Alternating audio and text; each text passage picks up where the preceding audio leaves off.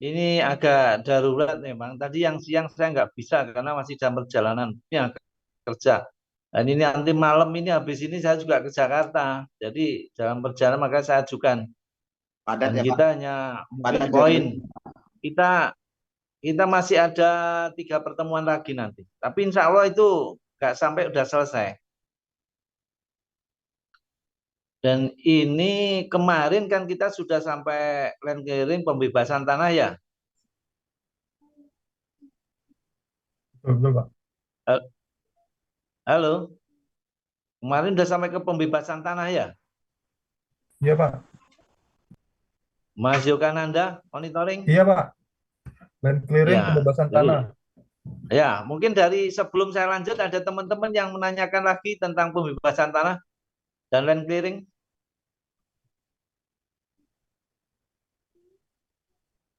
Lanjut Pak. Kalau enggak saya lanjut. Lanjut aja, Pak. Lanjut Pak. Wah, nah ini pakarnya ini baru kelihatan Pak Rudi. Sebentar dulu, Pak. Ya, baik kalau memang ini nanti coba di review ya pelajaran kemarin atau materi kemarin tentang land clearing dan pembebasan tanah. Mungkin masih ada yang ingin nanyakan nanti sambil jalan. Jadi kalau sudah terjadi pembebasan tanah, sudah clear and clean, sudah tidak ada lagi masalah, maka segera mengurus ya, mengurus. Ini maaf ya, ini tadi materinya kemarin sudah ke bawah, ini saya tahu-tahu mendadak ke Jakarta, semua nggak ke bawah. Jadi kalau sudah selesai pembebasan tanah maupun land clearing dan langkah-langkah selanjutnya kan dilakukan pengukuran terhadap lokasi atau tanah-tanah sudah dinyatakan bersih, sudah dinyatakan clear, sudah tidak ada masalah lagi. Oleh karena itu tanah-tanah tersebut ya segera didokumentasikan surat-surat atau dokumen-dokumen yang terkait tanah tersebut. Nah, di sana pemberkasan sudah barang tentu harus mendapat legalitas dari lembaga-lembaga terkait atau instansi-instansi atau kantor-kantor yang terkait. Contoh seperti dokumen-dokumen data tanah-tanah yang harus ditandani kepala desa. Ada kan yang harus ditandani kepala desa? Kalau tanah kehutanan habis pelepasan ya harus SK-SK itu harus didokumentasikan. Kalau dari warga masyarakat ya dari masyarakat dan diketahui oleh kepala desa. Kalau antar perusahaan ada bukti-bukti pelepasan dari perusahaan dan lain sebagainya. Nah, kalau sudah selesai, ini segera dimohonkan pengukuran, Pak. Pengukuran. Pengukuran bidang-bidang tanah yang sudah berhasil diukur, dibebaskan. Nah, kemudian kalau sudah dibebaskan ya diukur ya dipantoi, segera dipantoi. Diberi tanda batas yang bisa untuk mengidentifikasi bahwa tanah-tanah itu sudah selesai dilakukan pembebasan. Nah, ini biasanya dalam rangka pembebasan ini agak rumit ini orang ini. Kenapa dulu masih menyisakan masalah seperti yang sekarang ini banyaklah sertifikat HGU yang ternyata tanahnya di dalam masih ada rumah, masih ada perkampungan, masih ada kebun dan sebagainya. Masih ada enggak Pak Rudi? Ada, Pak. Ada. Bukan ada Pak, bukan ada, Ya, masih banyak. Saya ya. tahu, Mas, Pada beberapa, saya pasti itu punya. Pak. Ini pada beberapa kasus itu di dalam HGU kita tuh ada inklah, Pak, ke masyarakat apa tuh perkebunan masyarakat, terus pemukiman gitu-gitu, Pak. Masih ada ya lah kayak oleh gitu. ya oleh karena itu sekarang setelah ngerti ya sekarang jangan lakukan lagi, harus clear betul. Iya Pak. Karena apapun itu nanti akan jadi kankernya HGU. Secara hukum jelas salah. Wong dimasuk dalam HGU kok di dalamnya masih ada tanahnya masyarakat. Secara hukum salah. Alasan apapun itu tidak salah. Karena pada prinsipnya hak yang terbaru, hak yang diterbitkan itu harus clear and clean, harus sudah tidak ada lagi masalah. Baik secara yuridis maupun fisiknya.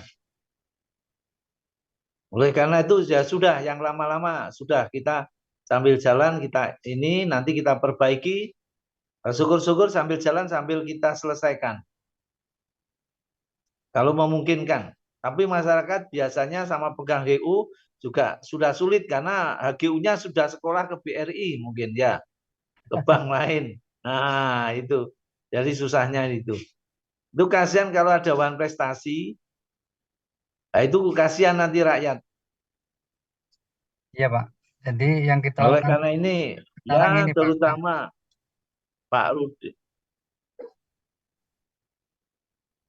Kasihan nanti kalau hal yang demikian terjadi. Masyarakat itu nggak tahu apa-apa, tak tahu diklaim, disita. Nah ini yang akan jadi masalah dan akhirnya social trust ya dari masyarakat, dari yang lain itu nggak percaya dan pemerintah ini. Oleh karena itu sudah, yang sudah-sudah, yang baru kita perbaiki.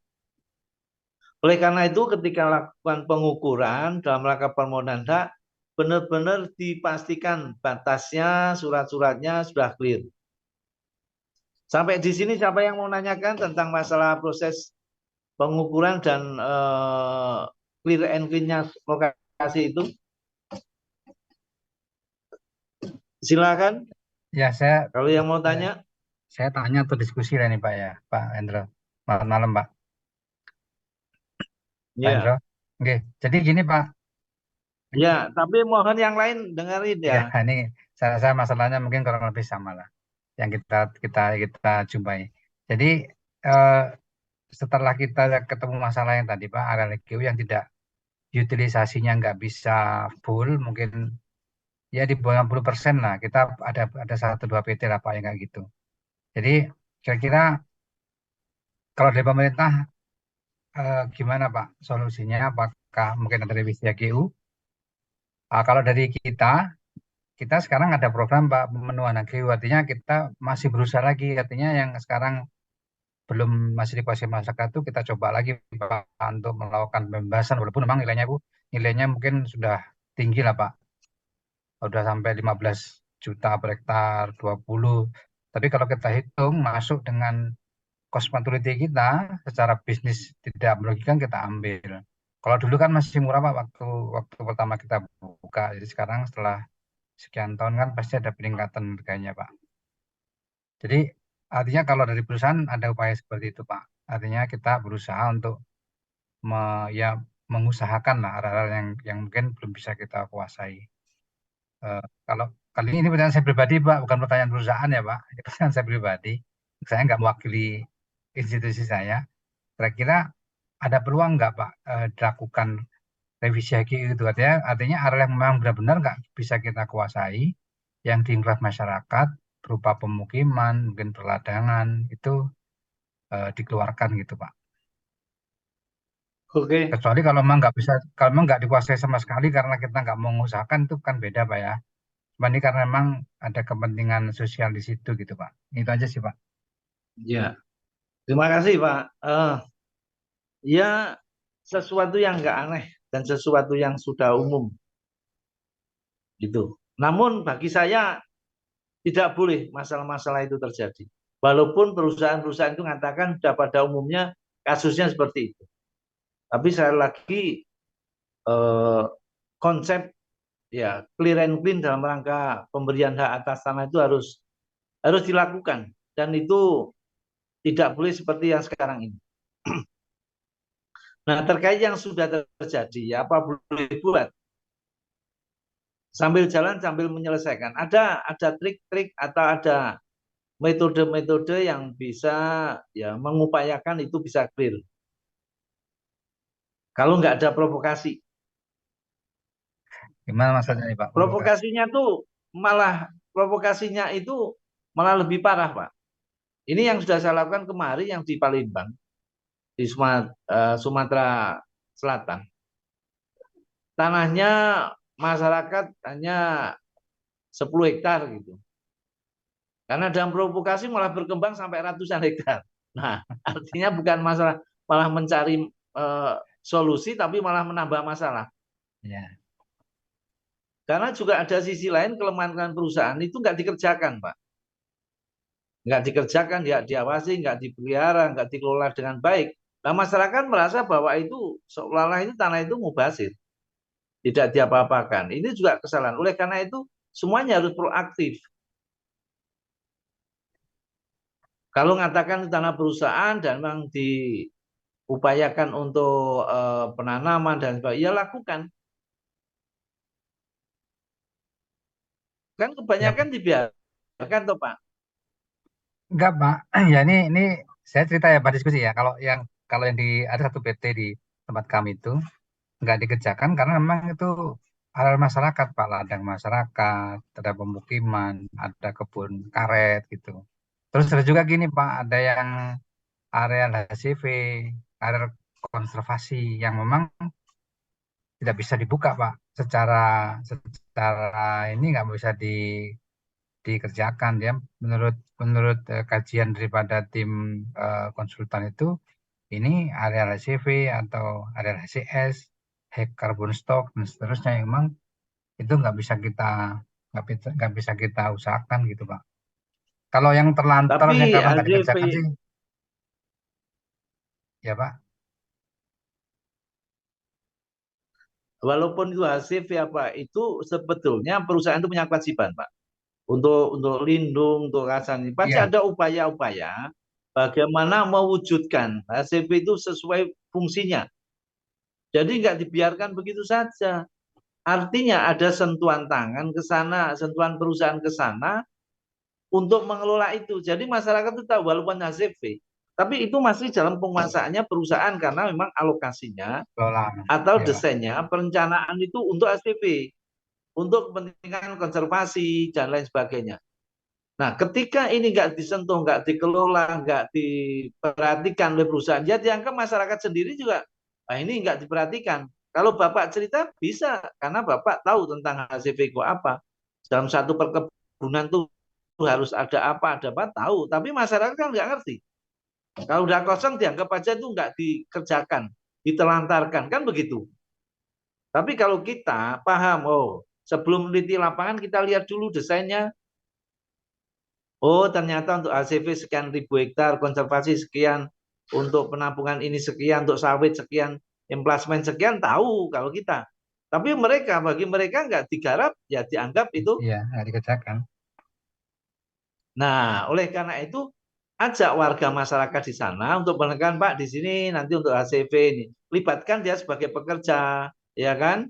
Syukur-syukur memang bisa dibebaskan, dia dapat duit, tapi mereka juga dipekerjakan di situ. Coba dengan pendekatan-pendekatan sosial, ketenaga kerjaan, perhatian CSR-nya kasih sana, lama-lama bisa begitu, Pak. Saya yakin mereka walaupun tetap di sana, status tanahnya beralih dengan segera pelepasan, mereka masih tetap bisa mengerjakan tapi sebagai pekerja. Nah, kalau rumah-rumah itu ya udah masukkan desain untuk emplasmen kan gitu. Dia bekerja masukkan sana. Kalau itu memang bisa. Kalau tidak bisa ya di inklave, Pak. Keputusan terakhir di inklave ya perubahan sertifikat di inklave. Yang kita sayangkan jangan sampai tanahnya masyarakat masih ada rumahnya, ada ini, tapi masuk HGU, tidak ada tingkatan tindakan konkret dari perusahaan sehingga secara hukum, secara hak ini masuk dalam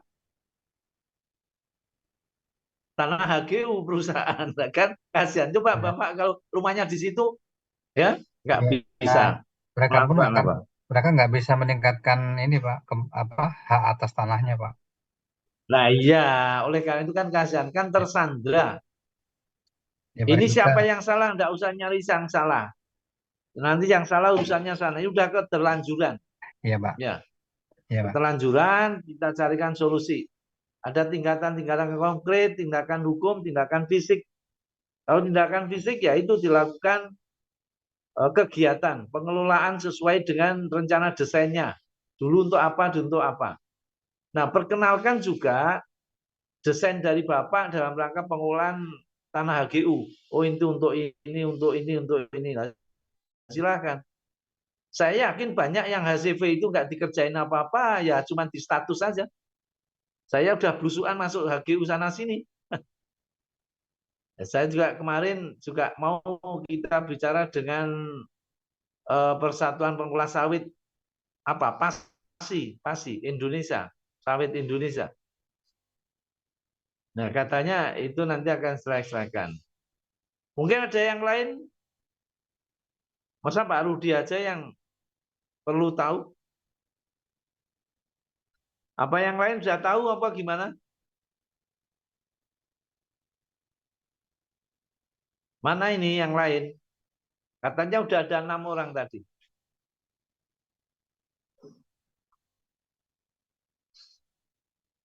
Kalau enggak kita lanjut. Jadi sekali lagi tindakan-tindakan kalau udah land clearing, udah bebasan, udah selesai, ya sesuai apa yang sampaikan Pak Rudi tadi, Pak. Yang bisa dibebaskan ya segera diurusi, diberi patok, dipastikan bahwa ini sudah tidak lagi digarap masyarakat. Jadi bebaskan itu jangan hanya membebaskan secara dokumen loh, Pak. Fisiknya juga harus dinyatakan bebas. Jangan sampai masyarakat masih menggarap lagi di sana tanpa kejelasan, nah itu bahaya juga. Didiamin, dibiarkan nanti bisa masalah itu. Oleh karena itu, yuridis dan fisik itu harus sudah dijalankan semua. Yuridisnya, surat-suratnya, kalau pembebasan, pembayaran ganti rugi juga segera diselesaikan, diberi kwitansi, tanda tangan notaris, pelepasan atau kepala desa atau siapa yang sesuai dengan ketentuan itu kan dasarkan notaris juga bisa. Nah, yang juga kadang-kadang jadi bingung, kadang-kadang membebaskan, mendapatkan pelepasan kawasan hutan, tetapi di sana masyarakatnya ada di dalam. Nah, secara yuridis itu sudah selesai, Pak, secara yuridis dengan keluarnya surat keputusan dari Kementerian Kehutanan tentang pelepasan kawasan hutan jadi APL. Itu sudah selesai secara yuridisnya. Tetapi secara fisiknya, ya masyarakat yang dulunya di sana ya harus diselesaikan dengan baik, baiklah. Sudah merasa membebaskan ya, tapi masyarakat pasti banyak kan di sana. Ya kan, masyarakat kan yang berada di kawasan hutan kan banyak, Pak. Nah, ini juga menjadi perhatian. Secara yuridis administrasi Bapak sudah menang, artinya sudah dikeluarkan dari kawasan hutan. Namun faktanya masih belum selesai. Nah, oleh karena itu ya pendekatan-pendekatan ini yang harus dilakukan dan disampaikan tentang kondisi yuridisnya. Nah, setelah itu clear, nanti kalau udah ada masyarakat yang terkait dengan tanah masyarakat di ini ya segera dipatoki, diselesaikan pendokumentasian, dapat legalitas dari lembaga instansi terkait, baru dimohonkan pengukuran menggunakan dokumen itu. Tidak tertib dalam memasang tanda batas. Paling hanya titik-titik tertentu. Ini nggak usah dipungkiri, kalau ribuan itu kelihatannya belum disiplin dalam memasang tanda batas. terutama hati-hati dengan kehutanan, jangan sampai lagi melewati tata batas baru. Kalau sudah ada pelepasan kawasan hutan, ya segera tindak lanjuti di lapangan. Kehutanan kadang-kadang sering kan, dulunya sudah clear nggak ini, nggak tahunya ada tata batas baru, nah masuk lagi. Nah ini, Pak, ada nggak kejadian semacam itu? Yang dulunya udah clear bahkan keluar HGU, tapi kok tahu-tahu tata batas baru kok masuk kawasan hutan? Ada nggak di daerah sana? Yang saya tahu di Kalteng, Pak. Kalau di Kalbar kayaknya di Kalteng itu kan Nah, ada Pak tahun berapa gitu ya. Itu ada Pak yang waktu baliknya. ya itu yang Bapak Sumatera tanya. Itu yang saya tahu. Iya, yang Bapak tahu ya itu, tapi yang nggak tahu malah lebih banyak. Iya, Harus betul. juga tanah, bahkan program-program tanah transmigrasi pun juga terjadi semacam itu. Iya, betul, Pak. Oke, Betul, Pak. saya kira ini penting. Bapak harus mulai setelah saya beritahu ini, ya harapan saya ke depan tuh nggak terjadi lagi lah. Ya tertib, batasnya ditertibkan, penyelesaian dan masalah diselesaikan, dan lain-lainnya. Maka konfirmasi dengan batas yang lain sudah nggak masalah, barulah itu nanti akan proses untuk permohonan hak. Nah, permohonan hak ini nanti tetap akan dilakukan konfirmasi lapangan, Pak. Ada sidang oleh panitia B, yang mana panitia B ini akan mengecek ulang tentang kebenaran batas-batas, kebenaran dokumen di lapangan. Jangan-jangan ini asal teken oleh kepala desa, masyarakat nggak tahu lah, ini juga bahaya. Ada kan yang begitu? Tapi nggak di tempatnya Pak Rudi, di tempat negara lain. Mungkin nggak ada. Nah ini banyak yang terjadi. Oleh karena itu nanti ada konfirmasi dari panitia.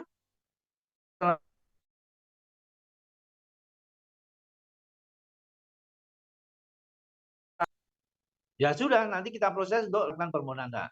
Nah, jika ada, pasti dari panitia ini nanti akan dikembalikan.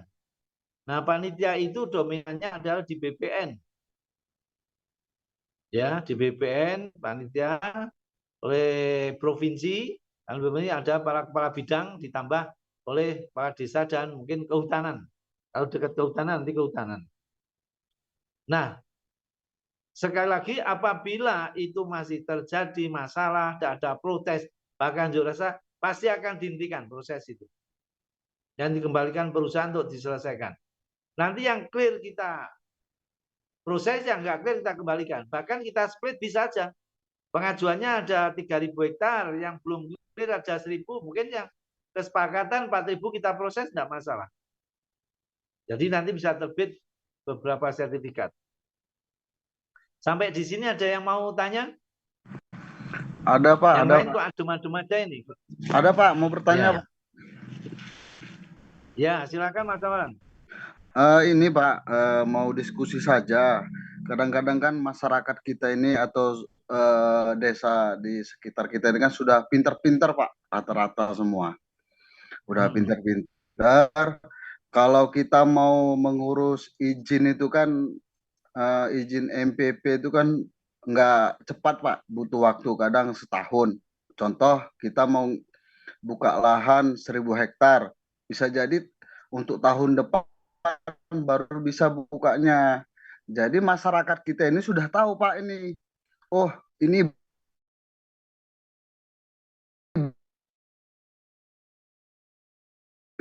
BGA mau buka-buka di luar itu, di situ udah mulai patok sini, patok situ. Ada juga yang cerita ini masyarakat ini mereka itu dikasih SKT oleh kepala desa, bolehnya hanya untuk minjam uang saja Pak, ke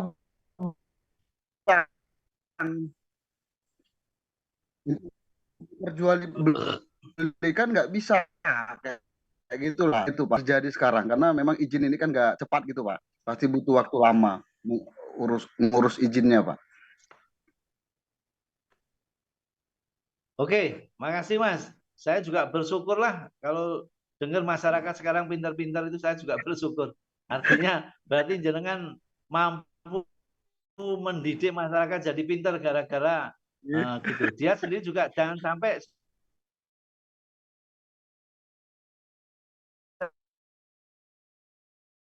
saya dididik mereka untuk jadi lebih pintar. Namun pintarnya ini harus diposisikan dalam satu kondisi yang benar. Ya, Pak. itu kok ngurus MPP, MMP itu kok sampai lama itu, kantor mana itu Mas?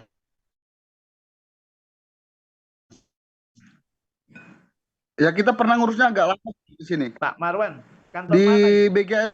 Iya, di mana? Di kantor apa? Kapang sini kita agak lama Pak kemarin ngurus MPP-nya Pak.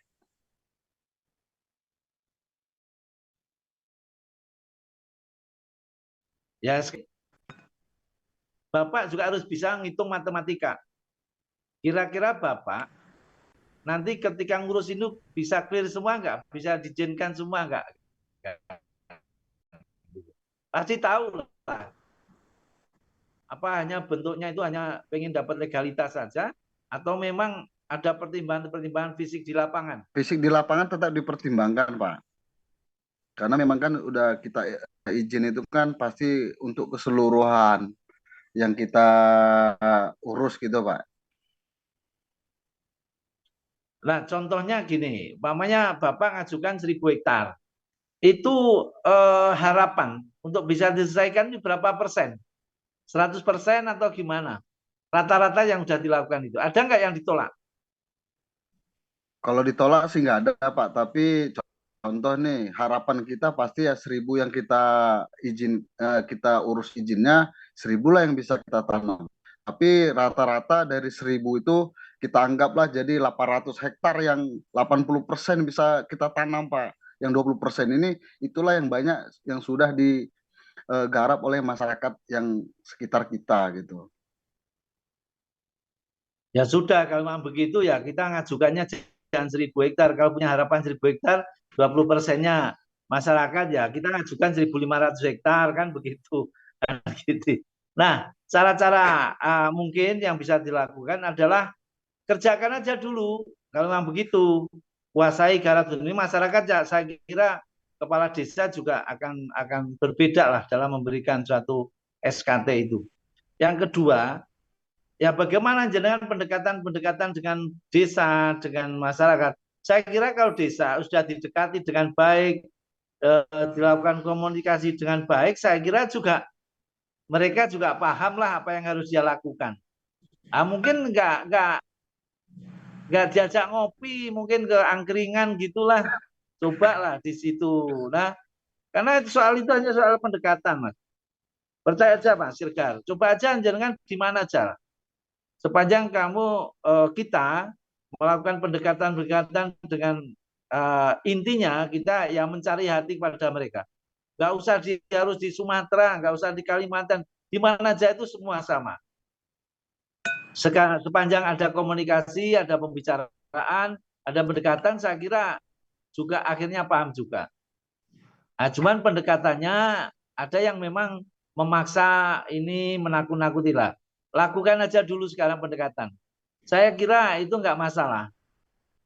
Kalau masyarakat udah pinter ya jelas, karena jenengan segera aja melakukan pendekatan sana desa, langsung nanti penggarapan aja. Kalau memang yakin bahwa MMP itu ya harapannya bisa 100% atau 80%. Saya kira itu nggak masalah. Itu sebetulnya teori itu teori klasik lah. Jenengan mau garap sana masih istilahnya kalau di Jawa kulon nuwun lah, permisi, permit. Kira-kira lakukan enggak itu, harus dilakukan enggak? Kita lakukan Pak, kita lakukan itu Pak. Nah, selanjutnya kalau udah permit kan mesti harus ngomong-ngomong angkringan, baru yang terakhir maksud dan tujuannya dulu. Jangan tujuannya sudah sampaikan dulu, ngopi-ngopi lupa, angkringan lupa, ya ini mereka nanti nganggapnya wah habis ini selesai sudahlah gitu. Jadi makanya masyarakat itu juga pintar, juga bisa nebak lah. Perusahaan, oh ini nanti saya izinkan dulu gini, ini langsung kabur, saya secara resmi, secara formal sudah kalah lah gitu. Nah itu saya kira coba diulang, pendekatan-pendekatan persuasi, pendekatan-pendekatan sosial yang memang nanti bisa apa ya, mempermudah masuk sana dan aksesnya juga gampang. Gitu ya, Mas. Cobalah, saya yakin itu belum serius kok. Kelihatannya belum serius, masih Regar juga masih pikir-pikir. Tapi yang paling tidak saya dukung jenengan sudah bisa memintarkan masyarakat sudah baik gitu. Yang lain coba silakan. Pak, bertanya Pak. Izin bertanya Pak. Ya. Pak. Silakan Pak Andri. Ini Pak, yang mengenai tadi Pak, yang awalnya kita sudah dapat izin, kemudian tiba-tiba izin itu kan jadi APL. Setelah ada dicek ulang balik kembali, itu ternyata dia jadi HP Pak. Sedangkan itu lahan sudah kita tanami.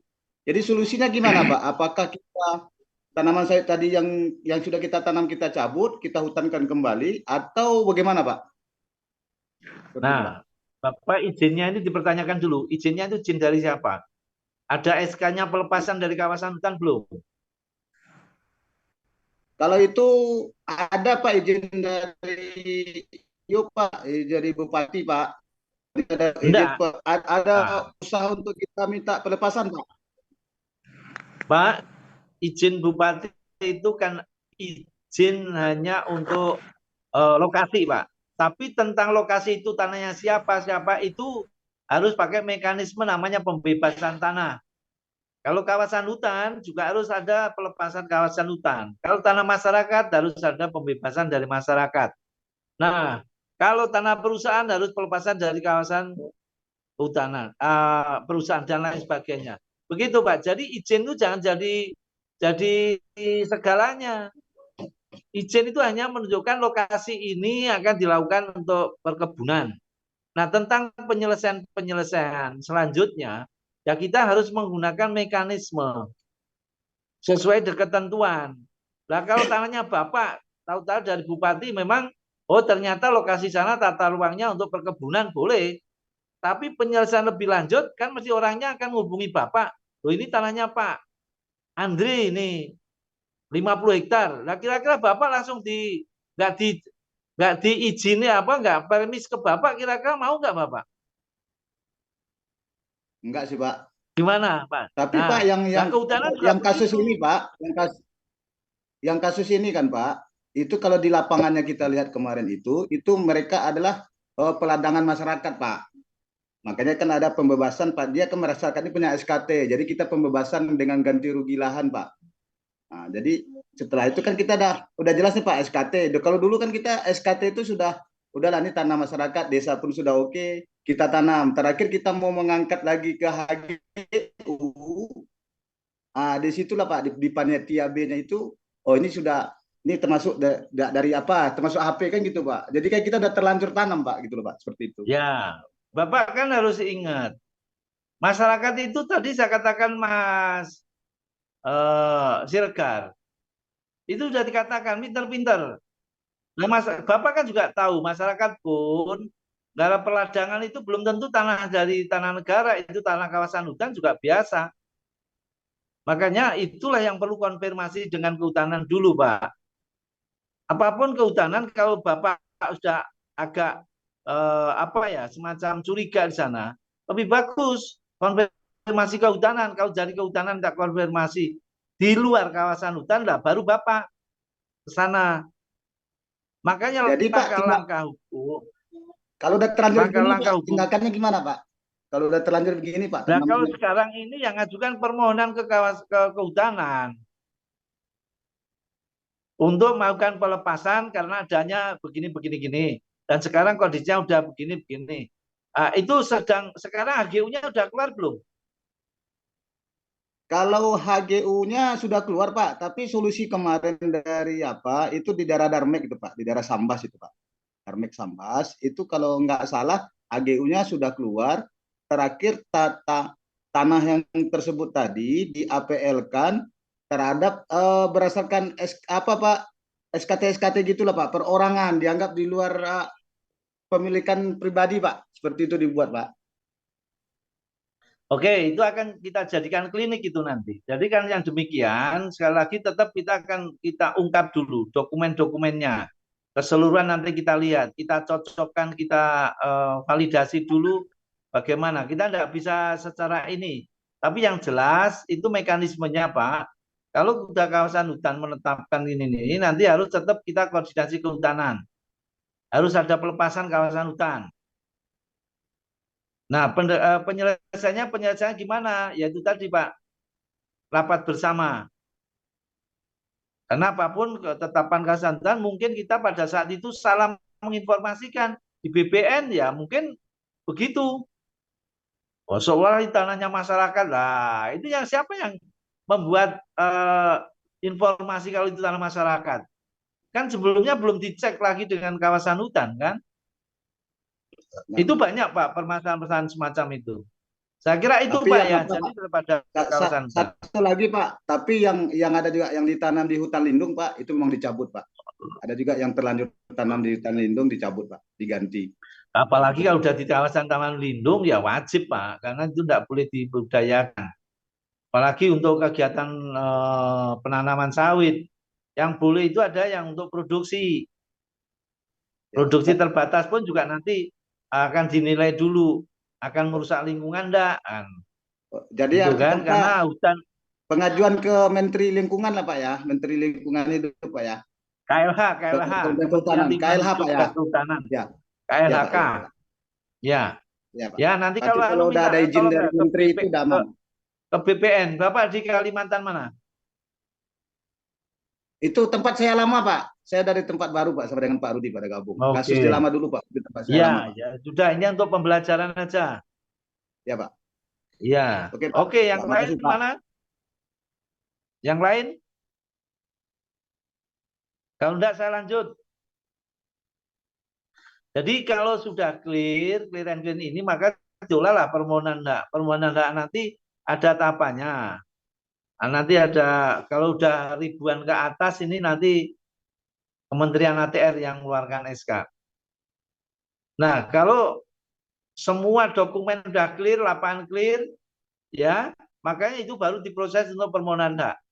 Nah, permohonan hak nanti juga akan dilakukan klarifikasi dari pusat. Kalau udah clear, nanti bisa keluar dan terbitlah HGU. Nah, perlu kita beritahukan, HGU itu sekarang itu kan tidak 100% untuk tanaman. Kan sesuai dengan desain dari perusahaan ya, untuk pabrik, untuk ini, untuk ini. Nah, terhadap yang untuk pabrik, untuk non perkebunan, nanti akan kita keluarkan HGB di atas HGU itu. Nanti mekanismenya HGU-nya akan dikurangi, akan muncul HGB. Nah, HGB ini hanya bisa dipergunakan untuk dukungan usaha perkebunan. Jadi umpamanya dia akan perumahan untuk umum, nah itu tidak boleh. Kalau perumahan untuk masyarakat pekerja, untuk pabrik, untuk fasilitas perusahaan ke pekerja itu diizinkan. Dan itu akan diberikan HGB nantinya.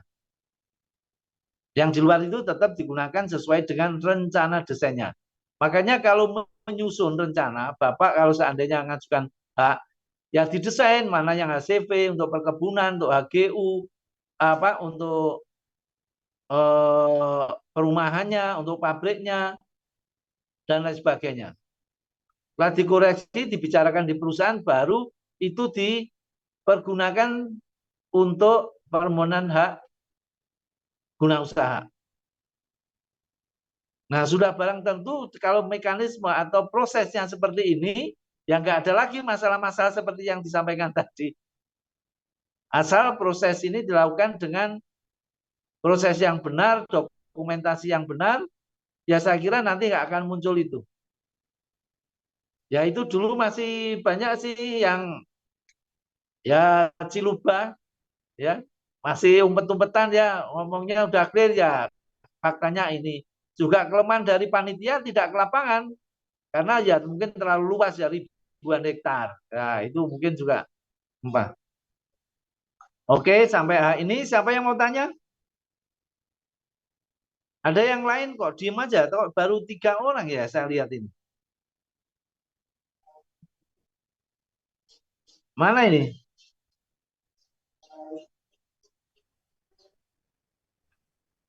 Yang lain nggak ada. Malam, Pak. Ada Pak, ada, Gimana? ada. Ada, Pak. Wah, ini ya. Coba ini tapi susah ini nggak nampak di sini. Gimana Mas? Sampai ini yang belum jelas sampai mana? Sampai permohonan hak ini. Jelas, Pak. Jelas, Pak. Gimana Pak Krosby? Udah jelas? Jelas, Pak. Oke, kalau Bang udah jelas, ya untuk malam ini hanya sampai sini. Nanti yang itu sampai ke pemberdayaan masyarakat, kita masih ada